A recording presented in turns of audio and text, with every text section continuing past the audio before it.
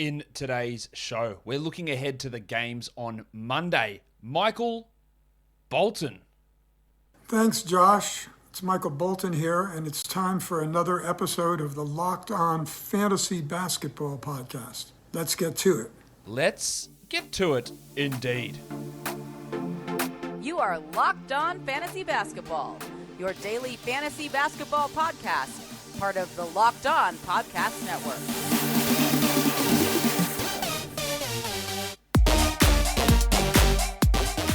Hello and welcome to the Locked On Fantasy Basketball Podcast, brought to you by Basketball Monster. My name is Josh Lloyd and I am the lead fantasy analyst at basketballmonster.com and at Yahoo Sports Australia. And you can find me on Twitter, as always, at redrock_Beeble and on Instagram at Locked On Fantasy Basketball. Thank you for making Locked On Fantasy Basketball your first listen every day. We are free and available on all platforms. All right, 10 games coming up on Monday. We're going to talk about those games, what I'm watching for, waiver wire, streams, category leagues, points leagues. Let's do it. First game, the Nets and the Cavs. Joe Harris will be out once again. Nick Claxton will be out once again. Bruce Brown is out with a hamstring injury. So a lot of Nets perimeter guys and big men out, obviously. Patty Mills will get another start with Joe Harris out. He's playing at a really high level. The minutes are up. He is a 12-team league guy for the interim while Joe Harris is out. While Blake Griffin, I just want to watch Griffin because he just looks bad most games. Still no Claxton, obviously. Aldridge is the preferred player there. But is Griffin ever going to improve or play more minutes, or will they ever make the move to just start Aldridge and play him 28 minutes a night? It doesn't appear like they're going that way. And then how Griffin looks when Claxton eventually comes back is going to be really, really intriguing. While for the Cavs, Jarrett Allen is off the injury report, as is Lauri Markkanen. So how Allen fares against his former team. How much does he actually play after being out with this non-COVID illness will be interesting to watch. And then what does it mean for Dean Wade, whose last couple of games have been pretty impressive. Big numbers, but of course Markkanen and Allen returning, along with Kevin Love being there, probably does hamper him somewhat. Now, I guess he is helped by the fact that the discman, Chetty Osman, is likely to be out. He is doubtful in this game. So that probably puts a little bit of a dent in... well, not a dent. It probably removes the dent from Dean Wade, gives him a couple of extra minutes there. But he does not look to me to be a 12-team league player. The Hornets and the Wizards. Terry Rozier just has not looked himself. And one theory that I've had for many years in fantasy basketball, and I haven't really tested it, I probably should, is that when players suffer ankle injuries, they tend to come back, or ankle injuries that cost them time, they tend to come back too soon, and it ends up impacting them for the rest of the season. I think that might have been why Ja Morant was so bad last season after he came back. It happened in the past to De'Aaron Fox, to Jimmy Butler, Ricky Rubio, going back like 5-6 years. When they have these significant ankle injuries, they come back too soon, and then their shot is off and everything's off. And I reckon that might be happening to Rozier this season. Now, he was never going to maintain what he did last year, but he just looks bad. And he's not a droppable player yet. I'd like to see some positives from Terry. I also don't think that Mason Plumlee is worth holding. We still don't have PJ Washington back for this game. He will be back really soon. But can Plumlee do anything to change my mind? It's unlikely, but let's give him a chance. And then for the Wizards, the future MVP, Kyle Kuzma. He's getting lots of opportunities. I wouldn't say he's really taking them with both hands and grasping them. I know a lot of people will disagree with him. They think Kuzma's awesome. For what reason, I don't know. But he's not a top 120 player this season, despite the absences of Rui Hachimura. And when Rui eventually does return, it's going to have some impact on Kuzma, even if Kuzma does remain starting. Gafford was a bit disappointing last game. How the minutes between Gafford and Harrell look remain something that I'm always interested in. And I think there was some issues with fouls for Gafford last game, but do we go back to that 24-24 split that we saw a couple of games before Gafford's thumb issue? The next game is the Rockets and the Celtics. Second time these two teams are meeting up. We're going to pay attention to Andrew Globerman. Alperen Şengün, who I thought looked great last game against the Knicks. Will your mate Stephen Silas at least let him play 20 minutes a night? Well, how does the Tice Wood Şengün situation break down? Well, Jalen Green, the last couple of games have been, I guess, some positives for Green. Hasn't looked awesome, but he's been improving. I'm still holding him quite clearly. Let's see what he can produce against Boston. While Jason Tatum's last few games have been excellent, we talked at length about him being a buy low because the shooting numbers were just so crazily low. Now, they're pushing up too high at the moment, and it's going to settle somewhere. He still takes some bad shots, but they're going in. And everything else with his game looked all right. While Al Horford, we've seen the numbers really start to decline, which, again, was always expected. You weren't expecting Al Horford to remain a top 15 player, blocking 2.5 shots a game with 12 boards, which is what he did for like the first week or so. So that has started to come back to earth. But what does his role look like on this team? For the Thunder and the Hawks, Thunderhawks, what a cracking name that is. Jeremiah Robinson-Earl moved to the bench last game, but played more minutes than Derek Favors, 27. If he gets 27 a night, I'm adding him in all 14-team leagues, and I think he's a 12-team league ad. Do they push him back to starting in this game? How does he look in those minutes? I'm really impressed with what Joe Rogan's providing. While, of course, your mate, my mate, Lou Dort. No, my son is also named Bort. Really, really strong run of high-scoring games, and then it sort of fell off, which was to be expected because his field goal percentage and efficiency was through the roof, and that's just not who he is. Can he bring some of that back? That's really, really keen. I'm really keen to watch that to see where he fits. While for the Hawks, last game, the Italian cock Danilo Gallinari got more minutes than Bogdan Bogdanovic. Will that be an ongoing thing? I highly doubt it, but let's see what Gallinari's role is. And also Fanapants Kevin Huerter. People have not jumped on to adding him in 12-team leagues, and they should have. He's going to continue to start, and I think it would just be useful. He's not a high upside player by no means. But for the short term, the next 7 weeks, while Hunter is out, yeah, sure, Kevin Huerter should be on a 12-team league roster in that scenario. And I'll tell you what else should be on your 12-team league roster. That is PrizePicks. PrizePicks is daily fantasy made easy. It has the best NBA DFS prop game on the market, offering more NBA props than any other DFS prop operator, and offers all of the superstar players as well as just the bench guys with limited minutes. What you do is you get 4 to 5 guys. You choose an over-under prop. They've got everything: points, rebounds, assists, blocks, steals, fantasy points. Combine 4 to 5 of those into one lineup, and you can win up to 10 times your entry fee. But before you do that, when you sign up, use the promo code NBA, and you get a 100% match deposit bonus up to $100. It's not just basketball, though. You can combine sports. NFL in with NBA, in with NHL, put them all into one lineup. It takes under 60 seconds to put an entry together, and withdrawals are fast and safe. So head to PrizePicks.com or use their award-winning app. Use the promo code NBA for that deposit match bonus, and enjoy it. PrizePicks is daily fantasy made easy. You know this problem. Live sports, you watch somewhere. You watch your on-demand favorites in another spot. You watch your highlights on your phone, and then you got to get someone else's login to access the other good stuff. Well, I'm here to tell you that it's ridiculous. It's a schmozzle. It's a complete cluster something. I probably can't swear on these ads, so I'm not going to do it. But I'm going to tell you about a simple way to finally get all the entertainment you love in one spot and get your TV together. It is called Direct TV Stream, and it brings your on-demand and live TV shows and favorites all together in one place, so you can watch your favorite TV shows, movies, and sports all in one place. That means no more juggling remotes and no need to buy another device ever again. And the best part, there is no annual contract. So get rid of your clutter and the confusion and get your TV together with DirecTV Stream. You can learn more at directtv.com. That's directtv.com. Compatible device required, and content varies by package. Let's look at the next game. The Timberwolves and the Pelicans. Jared Vanderbilt has been playing a pretty good role. Starting power forward, getting some backup center minutes, blocking shots, getting rebounds, getting some steals. I do think he's at least a 12-team streamer, but how the McDaniels, Vanderbilt, Reed minutes continue to look will be interesting. I don't think there's going to be significant consistency in those minutes. And Vanderbilt and McDaniels in particular can really get into foul trouble, and that does impact that. So how that rotation looks will be key. Well, Malik Beasley, he's not a 12-team league guy, right? He's an interesting streamer if someone gets hurt for points and threes, but he's really regressed, hasn't he? This is sort of the role I thought Beasley would have last season, but he didn't. He really outperformed expectations until he had that hamstring problem. But now he's sort of settling into the role, which I think is probably the right role for him. On the Pelicans, Kyra Lewis Jr. has been awesome the last 2 games. You know that I'm a big believer in Lewis, and he's been really disappointing up until this spot. I still hold out faith that he can be a starting NBA point guard. Not this season, maybe not in 2 years. But I still think he can get there. The key to me will be if Devontae Graham plays, will they keep Lewis as the backup? Or will Willie Green sit him out again and have Satoransky run that second unit? I'd be pretty disappointed if it was Satoransky, especially given where this team is headed. But Lewis has been impressive. Can he translate that into regular minutes? Well, Brandon Ingram, I just want to watch him because I think he's been disappointing.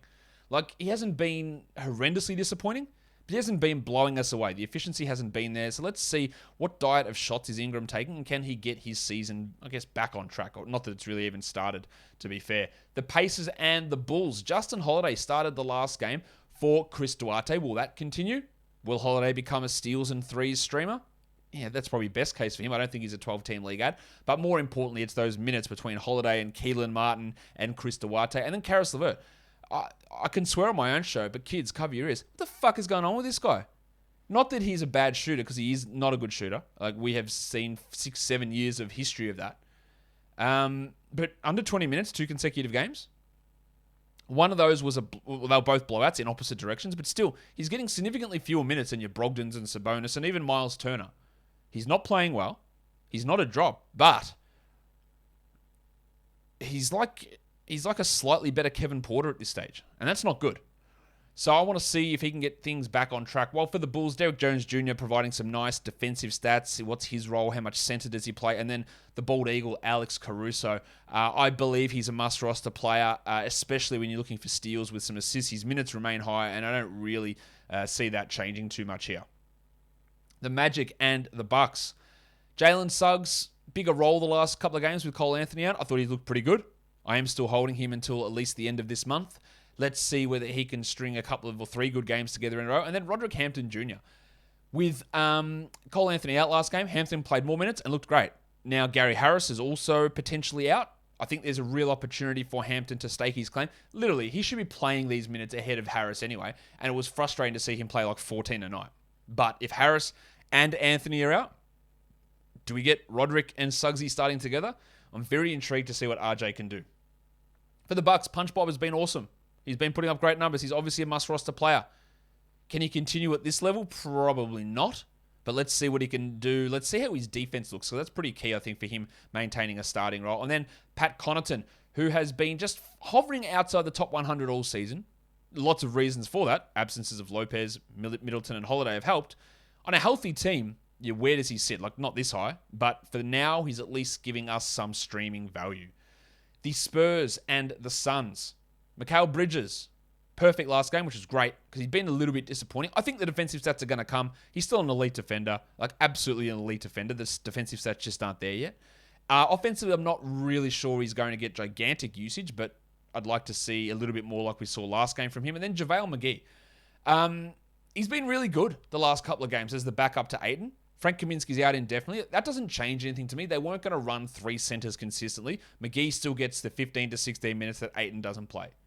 But can he maintain this high level of per minute production? That's going to be interesting to see whether he at least has low volume stream value.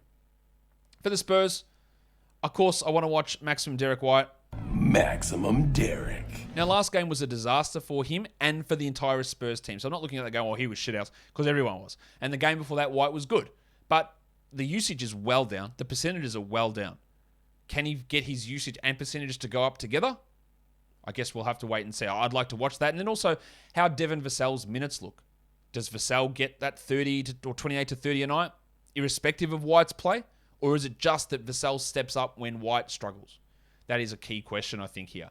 On to the Grizzlies and the Jazz, which is the last game of the day. No, it's not the last game. It's the second last game of the day. Desmond Bane, with Brooks and Melton out. He's playing well. Now, whether Brooks and Melton play in this game at this point is undecided. I'm just going to double check that to make sure I'm not talking out of my ass. Yep, we don't know whether they're going to play. Can Bane maintain value? Didn't mean for that to rhyme, but here we are. And Steven Adams, I had him as a droppable player on the waiver wire show earlier today. I stand by that. But I just want to see, is this a spike game? He has a good one, then he has 3 shitties in a row?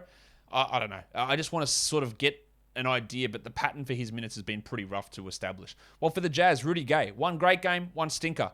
That sort of gives you an idea that he's not a 12 or a 14-team league player, but I think he does have a role in how he impacts Clarkson and Ingles in that bench, and even your mate, the worst, Hassan Whiteside, the worst, not the white, the worst. Just, again, always have to stress that. The worst. How does Whiteside fit with Gay? How much Gay at center do we get? I don't think we've got really any of that at all this season, but how does that look? And then, this is the last game of the night before we get into streams.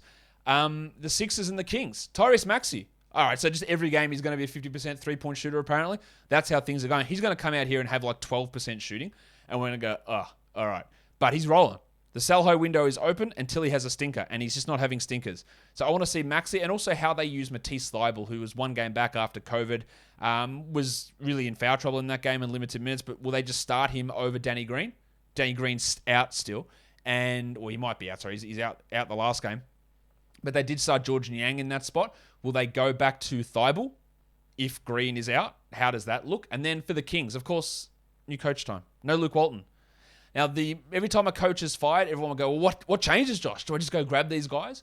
And very rarely in season do coaches make gigantic rotation changes. Very rarely. Gentry had already been there, right? He's there as the assistant coach. He's there talking to Luke Walton, and he's having input put in all these things. So while the motivation of players might change slightly, we might get an increase in pace. Gentry was notorious for playing super high up tempo for the Pelicans, whereas Luke Walton came in, saw a team be successful, play with a high pace, and said, no, guys, I know better. We're going to get one of the fastest players in the league, De'Aaron Fox, and make him play really slow. That was the brilliance of Luke Walton as a head coach.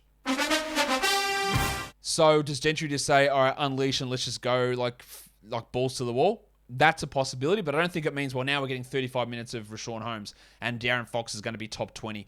I don't know that means. It might, but especially initially, I wouldn't expect gigantic changes. But don't trade away Fox. Don't trade away Holmes. Right? Things could improve, and we might not get the stupidity of having Tristan Thompson take minutes from Holmes, or to see Fox not have anything to do in a half-court offense, which is what's been happening. There might be some changes, but it'll be probably subtle and it'll probably be slow. But we want to see exactly what does go on there with Alvin Gentry in his first game for the Sacramento Kings. If it's your first Thanksgiving, which it isn't, but if it is, head to Built Bar, because why would you bother with delicious tasting desserts, but they're so high calorie? Do we all just want to load ourselves up with sugar and calories and fat? You probably said yes, but maybe you don't. And if you don't, Built Bar's a great alternative. 130 calories per bar. What? A slice of pie is like 400 plus. You have 3 Built Bars for the calorie cost of 1 pie. Make it a new Thanksgiving tradition in your house by getting delicious Built Bars. They're covered in 100% real chocolate. They're low in carbs, low in fat, low in sugar, but high in protein. And there's so many great flavors, including the new pumpkin and the new vanilla cream flavors. So go to Built.com, use the promo code LOCKED15, and you can save 15% off. Make Built Bar your new holiday Thanksgiving dessert tradition. Okay, let's go on to some stream options now. There is no back-to-back streams because there's no Monday, Tuesday back-to-back game. So in terms of 9 category leagues, these are guys who I think we can add. We're looking at Jared Vanderbilt, DeAndre Bembry, who started last game with Durant out, but remember Brown is out, so do they go back to Bembry? They might go back to James Johnson in that spot, but Bembry's an option. Pat Mills, Kevin Huerter, Kentavious Caldwell-Pope, Daniel Tice, and Cam Reddish. I think they're all good options. For deeper leagues, we're looking at Bembry, Cam Payne, Naz Reid, Danilo Gallinari, Herbalife Jones, and KJ Martin. And then in points leagues, we've got big Glauberman himself, Alperen Şengün, Devin Vassell, Patrick Beverley, Jared Vanderbilt, Chemezi Metu, and Fanderpants Kevin Huerter. That will do it for me today, guys. Don't forget to follow this podcast on Apple Podcasts, Google Podcasts, Stitcher, Spotify, and on the Odyssey app. Give me a thumbs up on YouTube. Leave your comments down below, guys. We are done here. Thank you so much for listening, everyone. See ya.